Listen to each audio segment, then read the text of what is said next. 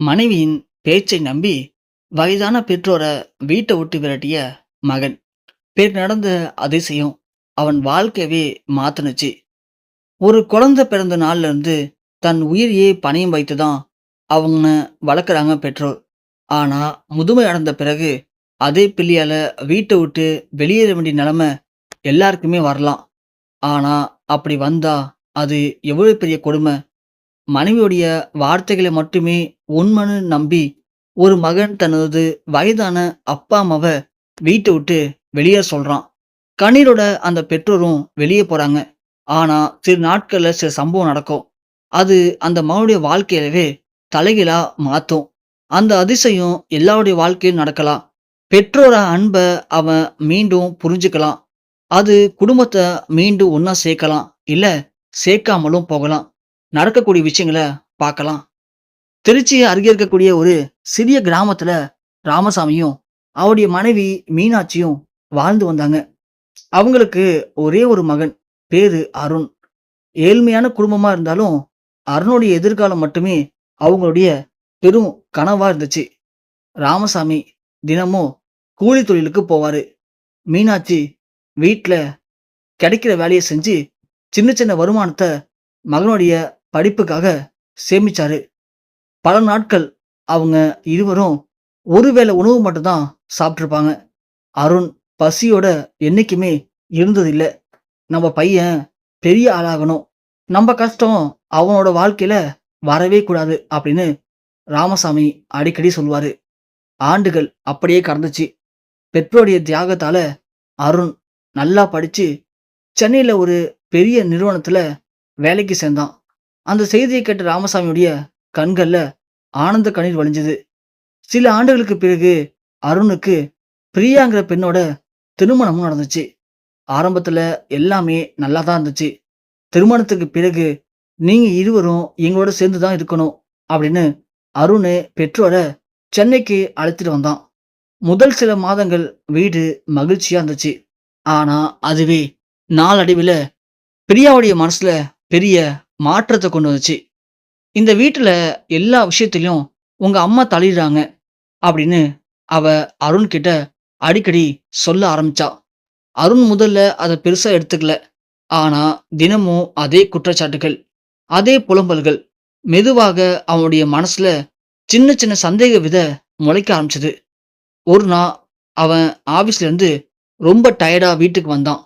அருண் கிட்ட பிரியா கோபமா பேசினான். இந்த வீட்ல நான் நிம்மதியாவே இருக்க முடியாதா? ஒரு முடிவு எடுக்கணும் முதல்ல அப்படின்னு அவன் முடிவு பண்ணான்.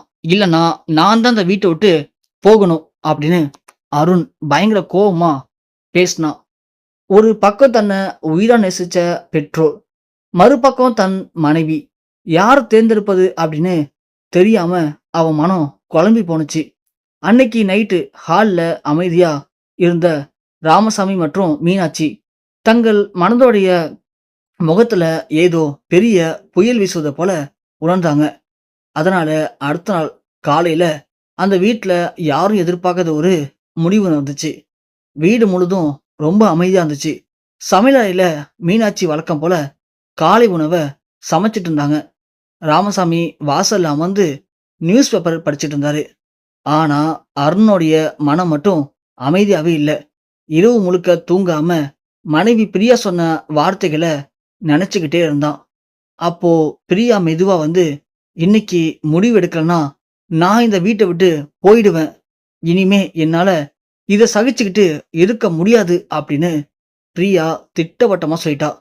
அந்த வார்த்தைகள் அருணுடைய மனச மேலும் குழப்புனுச்சு.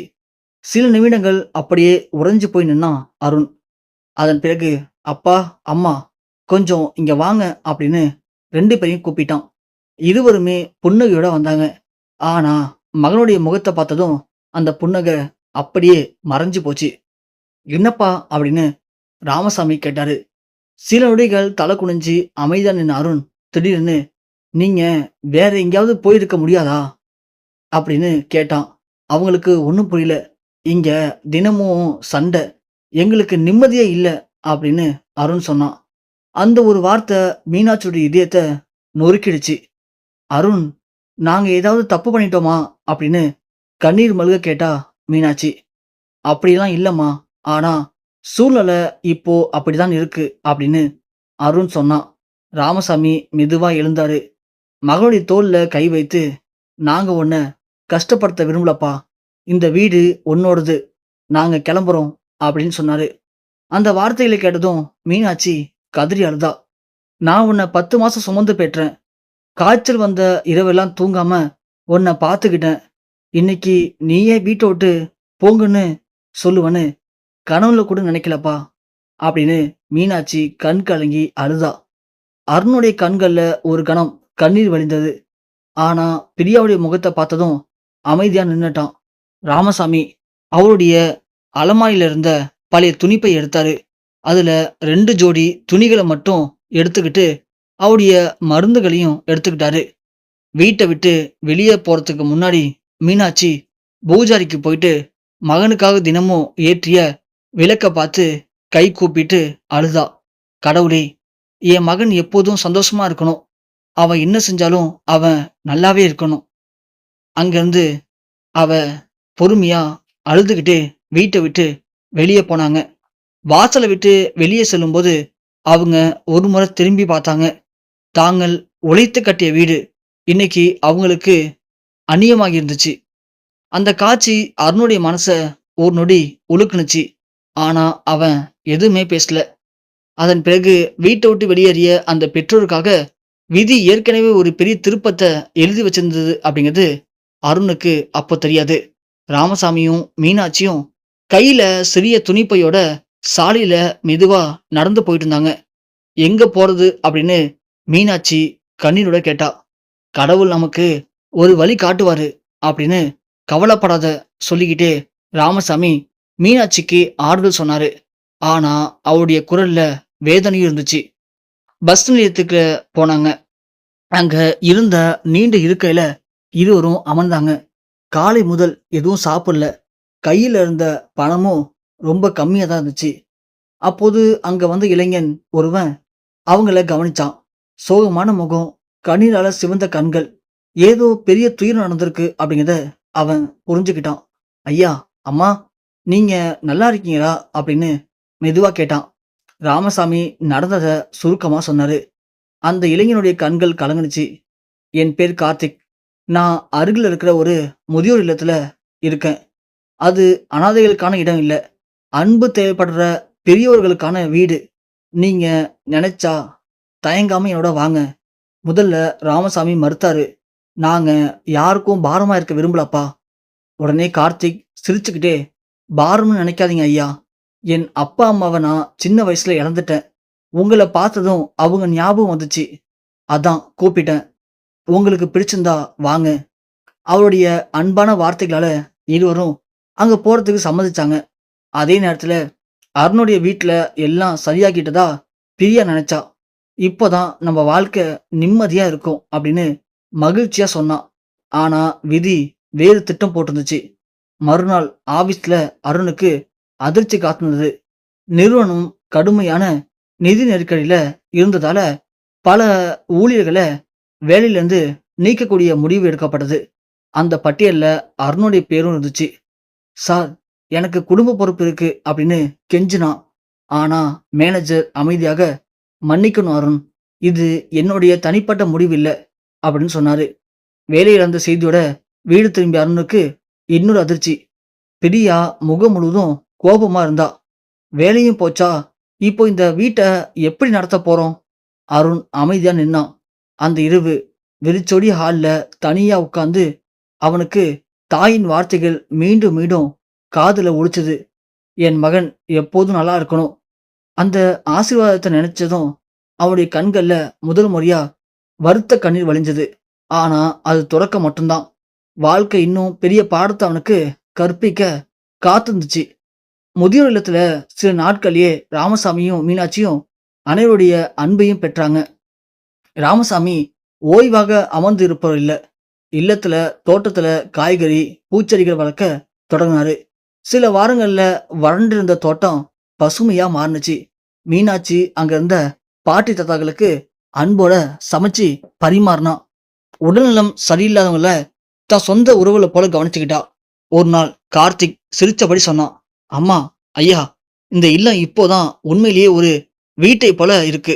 அதை கேட்ட ராமசாமி மெதுவா சிரிச்சாரு. எங்க மகனோட வீட்ல செய்ய முடியாத சேவைய கடவுள் இங்க செய்ய வச்சிருக்காரு அப்படின்னு சொன்னாரு.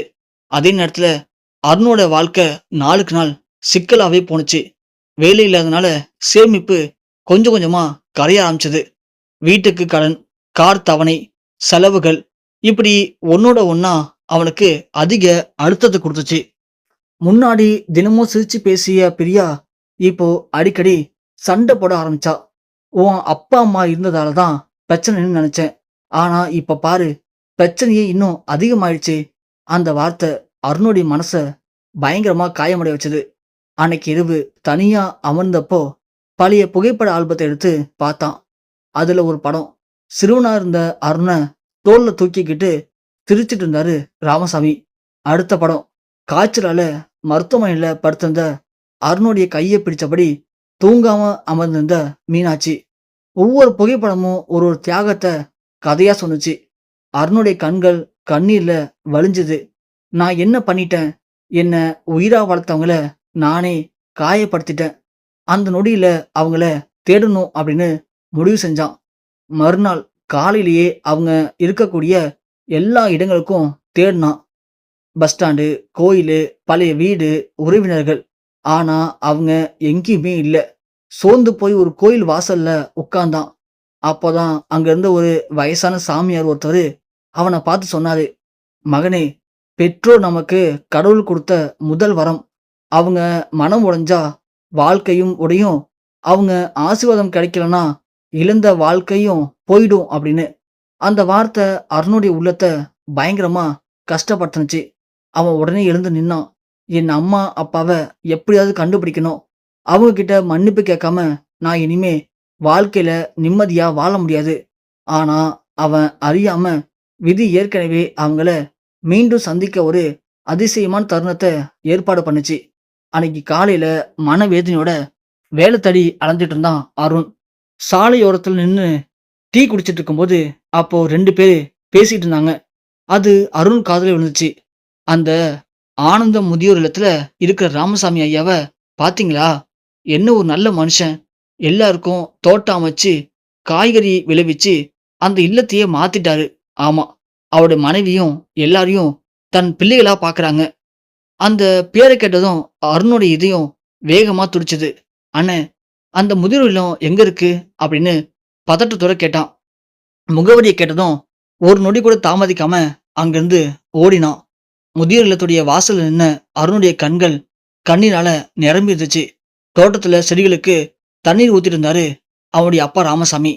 சமையல் வாசல்ல முதியோர்களுக்கு சாப்பாடு பரிமாறிட்டு இருந்தாங்க அவனுடைய அம்மா மீனாட்சி. அப்பா அப்படின்னு நடுங்க குரலால கூப்பிட்டான். அந்த குரலை கேட்ட ராமசாமி திரும்பி பார்த்தாரு. ஒரு கணம் அவரால பேசவே முடியல. அருண், மீனாட்சியும் ஓடி வந்தாங்க. அடுத்த நொடி அருண் தன் பெற்றோருடைய காலில் விழுந்து கதறி அழுதான். அப்பா, அம்மா, என்ன மன்னிச்சிருங்க. நான் பெரிய தப்பு பண்ணிட்டேன். மனைவி சொன்னதை நம்பி உங்களை காயப்படுத்திட்டேன். என்னை மன்னிக்கிற அளவுக்கு உங்க மனசு பெருசுன்னு எனக்கு தெரியும். மீனாட்சி அழுதபடியே மகனுடைய தலையை வருடினான். எழுந்திருப்பா, பெத்த மனசு கோபப்பட தெரியாது. நாங்க உன்னை ஒரு நாளும் வெறுக்கல. ராமசாமி அவனை அணைச்சுக்கிட்டாரு. தவறு செஞ்சவனை விட அந்த தவற உணர்ந்தவன் தான் பெரியவன். அந்த காட்சியை பார்த்த முதியோர் இல்லத்துல இருந்த அனைவரும் கண்களும் கலங்குனுச்சு. அப்போ கார்த்திக் அவன் கிட்ட வந்து சொன்னான். அண்ணா, உங்க அப்பா அம்மா தினமும் உங்களுக்காக தான் பிரார்த்தனை பண்ணுவாங்க. எங்க மகன் நல்லா இருக்கணும்னு ஒரு நாளும் தவறுனதில்ல. அந்த வார்த்தை கேட்ட அருண் இன்னும் கதறி அழுதான். அந்த நேரத்துல பிரியாவும் அங்க வந்தாங்க. அருண் வீட்டை விட்டு வெளியேறிய பிறகு தனிமையில் இருந்த அவளுக்கும் தன் தவறு புரிஞ்சது. பெற்றோருடைய அன்பை பத்தி கார்த்திக்கிட்டம் கேட்ட பிறகுதான் அவங்க எவ்வளவு நல்லவங்க அப்படிங்கிறத உணர்ந்தா. அவளும் ராமசாமி, மீனாட்சி 2 பேருடைய காலையும் விழுந்தா. அம்மா, அப்பா, என்னையும் மன்னிச்சிருங்க. என் அறியாமையில இந்த குடும்பத்தை பிரிச்சுட்டேன். மீனாட்சி அவளை எழுப்பி அணைச்சுக்கிட்டாங்க. குடும்பம் அப்படின்னா கண்டிப்பா தவறுகள் இருக்கும். அங்க மன்னிப்பும் இருக்கணும் அப்படின்னு அந்த முதியோர் இல்லத்துல இருந்த சில பேர் சொன்னாங்க. அதன் பிறகு அந்த தருணத்துல எல்லாரும் மாறி போனாங்க. உடைஞ்ச உறவுகள் மீண்டும் ஒண்ணா இணைஞ்சது. இழந்த அன்பு மீண்டும் மலர்ந்தது.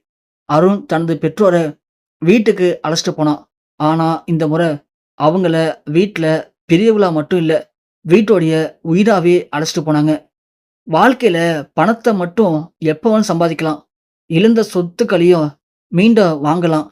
உடைந்த வீட்ட கூட மீண்டும் கட்டலாம். ஆனா, நம்ம உயிரா குடுத்து வளர்த்த பெற்றோருடைய அன்ப மட்டும் எதையும் விலை குடுத்து வாங்க முடியாது.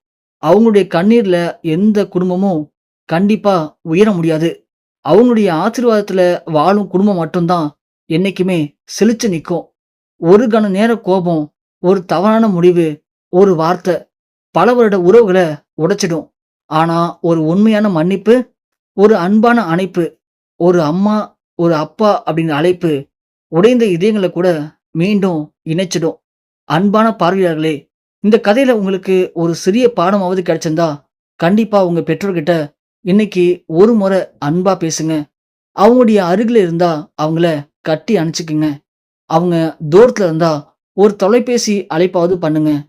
ஏன்னா, நாளை என்பது நம் கையில் இல்ல. ஆனா, இன்னைக்கு அவங்கள மகிழ்ச்சியா வச்சிருப்பது தான் நம் கையில் இருக்கு. இந்த கதை உங்களுக்கு பிடிச்சிருந்துச்சுன்னா, மறக்காம இந்த வீடியோக்கு ஒரு லைக் பண்ணுங்க. அதுபோக நம்ம சேனல தொடர்ந்து சப்ஸ்கிரைப் பண்ணி, சப்போர்ட் பண்ணி ஃபாலோ பண்ணுங்க. அதுபோக இந்த கதைய பத்தின உங்களுடைய கருத்துக்கள கீழ மறக்காம கமெண்ட் செக்ஷன்ல பதிவு பண்ணுங்க.